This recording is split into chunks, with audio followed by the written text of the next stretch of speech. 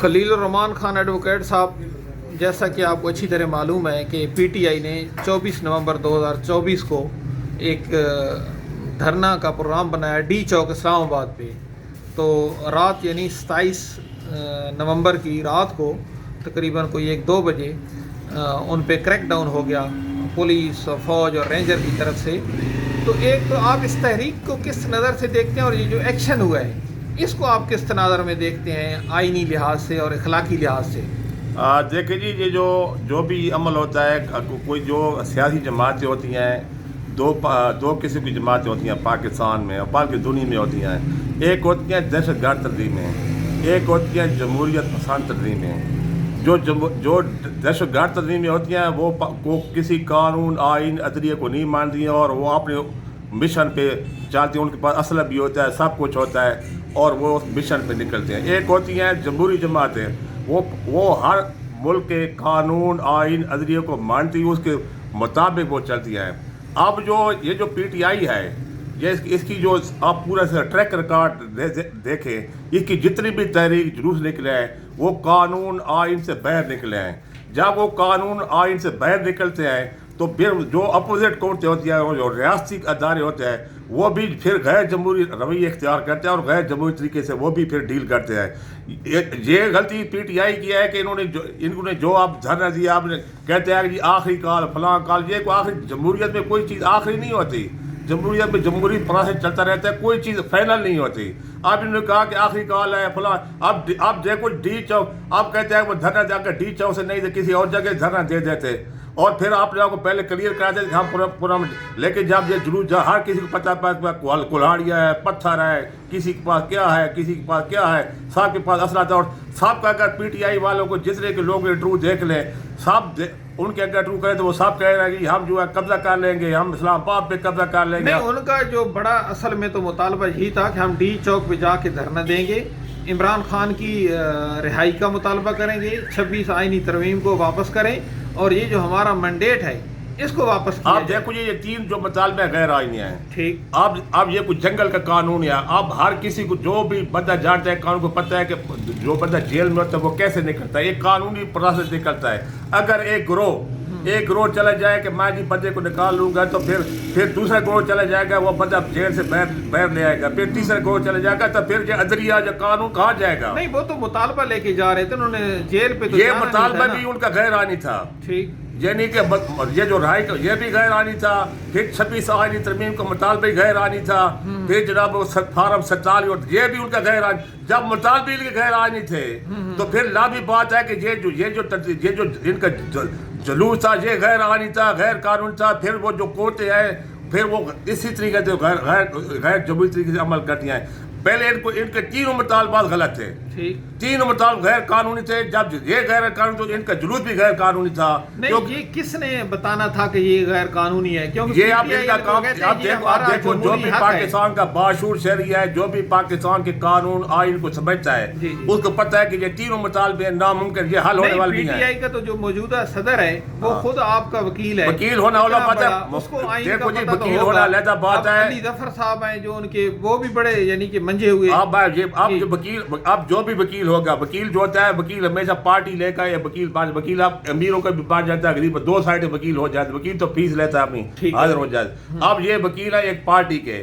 اب انہوں نے وہ جب پارٹی کے وکیل بن جاتے ہیں تو وہ قانون آئین کو پیچھے چھوڑ دیتا ہے، وہ طرفداری شروع کر دیتے ہیں. یہ تو ایک نیوٹرل. اب میں آپ کے سامنے بول رہا ہوں، میں کسی پارٹی کے ممبر نہیں ہوں، میرا کسی پارٹی سے کوئی تعلق نہیں ہے، لیکن میں نیوٹرلائز کہہ رہا ہوں کہ یہ جو انہوں نے 3 مطالبے کیے تھے، یہ 3 مطالبے غیر قانونی اور غیر آئینی تھے. نہیں، مجھے یہ بتائیں، جب پی ٹی آئی کی حکومت تھی پچھلے 3.5 سال تو نون لیگ نے بھی احتجاج کیا، جلوس نکالے، ریلیاں نکالی اور سندھ سے بلاول زرداری صاحب بھی لے کے آئے تھے اسلام آباد میں ریلیاں. تو کیا ان کے ساتھ بھی ان کے جو مطالبے تھے وہ غیر آئینی غیر قانونی نہیں تھے. اب یہ جو 3 نے مطالبے کیے تینوں، اب یہ جو بھی باشعور شہری ہے پاکستان کا، جو پاکستان کی پالیٹکس کو سمجھتا ہے، اس کو پتہ ہے کہ یہ 3 مطالبے کبھی بھی حل نہیں ہو سکتے. اور یار یہ آپ خود بتائیں نا کہ اب ایک جمہوری حکومت ہے، کہتے تو یہی ہیں کہ پاکستان کے اندر اگر وہ جا رہے تھے کوئی دھرنا دینا چاہتے تھے، یہ جو رکاوٹیں کھڑی کی گئی ہیں درمیان میں، کیا ایسا حکومت کو کرنا چاہیے تھا؟ یہ اس لیے رکاوٹیں کھڑی کی کہ اب ان کا تینوں مطالبے غیر آنی تھے، پھر ان کا جو ان کے پاس اسلحہ تھا سب کچھ یہ غیر قانون تھا، پھر ان کی جو تقاریر تھیں یہ بتا رہی تھے کہ یہ اچھے مشن پہ نہیں جا رہے، یہ اسلام آباد کو کیپچر کرنے کے لیے جا رہے ہیں، تو اب کوئی بھی ریاست کسی علاقے کو کیپچر نہیں کرنے دیتی۔ لیکن ہم نے تو سنا ہے کہ کل تک تو یہ مذاکرات ہوئے تھے اور شاید کچھ تجویز دے دی گئی تھی وزارت داخلہ کی طرف سے کہ آپ اسلام آباد سے باہر جو ہے نا دھرنا دے لیں۔ آپ دیکھو جی مذاکرات ہوتا ہے، اب جب ایک طرف بڑا ہجوم پبلک چل جاتی ہے تو ریاست کی مجبوری بن جاتی ہے کہ مذاکرات کرتی ہے تاکہ نقصان کم سے کم ہو، اس لیے لیکن یہ انہوں نے مذاکرات کا نجائز فائدہ اٹھایا۔ اب مذاکرات ہو گئے تھے کہ چلو جی سنجانی پہ جو ہے نا یہ ہو جائیں گے، ٹھیک ہے، لیکن انہوں نے پھر یہ نہیں مانا اس کی جو بیوی تھی عمران خان کی، تو پھر جو ہے نا یہ وقوع ہو گیا۔ تو اب ایک اور میں آپ کو بتا دوں بات کہ جتنے بھی ہمارے فنڈامنٹل رائٹس ہیں جس کا یہ فائدہ اٹھاتے ہیں کہ جی ہمارے آئین میں آزادی ہے چلنے پھرنے کی، تقریر کرنے کی، اس پہ آگے ایک لفظ ہے، اس میں سبجیکٹ ٹو، سبجیکٹ ٹو کا مطلب یہ ہوتا ہے کہ وہ جو ہے نا حالات کے مطابق مثلا آزادی ہوگی کس طرح ہوگی، وہ تقریر کرنے کی آزادی کس، اب یہ سبجیکٹ کو نہیں پڑھتے اور صرف یہ کہتے ہیں کہ آزادی ہوگی، ایک فقرہ پڑھ دیتے ہیں دوسرے کو ساتھ نہیں ملاتے۔ ہمارے آئین میں 2 فقرے لکھے ہوئے ہیں، ہر جو فنڈامنٹل رائٹ دیا گیا اس کو سبجیکٹ 2 دیا گیا ہے۔ اب سبجیکٹ 2 کو یہ پڑھتے نہیں ہیں، پہلے کو پڑھ دیتے ہیں، پھر لوگوں کو ایکسپلین کرتے ہیں اور لوگوں کو دھوکہ دیتے ہیں، اور لوگ سمجھتے ہیں کہ ہم جی قانون آئین کے تحت یہ کام کر رہے ہیں۔ یعنی آپ سمجھتے ہیں کہ پی ٹی آئی کے جو بڑے بڑے قانون دان ہیں وہ بھی اصل میں عوام کو دھوکہ دے رہے ہیں۔ انہوں نے جتنی پی ٹی آئی کی قیادت تھی، چاہے برسٹر سب دھوکہ دے رہے تھے، اور بیوی اس کی دھوکہ دے رہی تھی، سب دھوکہ دے رہے تھے، اور عوام کو ساتھ دھوکہ دیا انہوں نے۔ ٹھیک ہے، ڈی چوک پہ اگر بیٹھ بھی جاتے جی پی ٹی آئی کے، ہو سکتا چند ہزار ہی ہوں گے نا، کوئی لاکھوں میں تعداد تو نہیں تھی۔ آپ کیا سمجھتے ہیں یہ ایکشن ہونا چاہیے تھا جو رات کو کیا گیا؟ یہ ڈی چوک کیوں بیٹھ، میں یہی کہنا چاہتا ہوں کہ یہ اب 2014 نہیں آئے یا 2018 نہیں آئے، 2014 میں انہوں نے 126 دن ڈی چوک پہ جو دھرنا دیا تھا، پیچھے ان کے فورسز تھیں جو ان کو دھرنا کروا رہی تھیں، اب وہ دور ختم ہو گیا ہے۔ اب انہوں نے پھر 126 دن دھرنا دیا، پارلیمنٹ بھی انہوں نے حملہ کیا سب کے، اب ان کی کون سی، اب یہ ڈی چوک پہ اگر دھرنا دیتے تو کل جب اکٹھے ہو جاتے تو پھر پارلیمنٹ حملہ کر دیتے، پھر وزیر اعظم ہاؤس پہ حملہ کر دیتے، تو پھر ریاست کہاں تھی؟ اب اتنی بڑی جو ہماری ریاست ہے، تو اگر ریاست ان حوالوں کے آوارہ لوگوں کے حوالے کر دے، سب لوگ حوالے کر دے، تو پھر ریاست پاکستان کدھر گئی؟ تو ریاست پاکستان کو بھی چلانا ہے، تو ریاست پاکستان کو چلانے کے لیے آپ کو قانون آئین کے دائرے میں رہ کر کام کرنا ہوگا۔ اگر نہیں کریں گے تو یہ جو رزلٹ رات کو نکلا ہے پھر آج بھی نکلے گا۔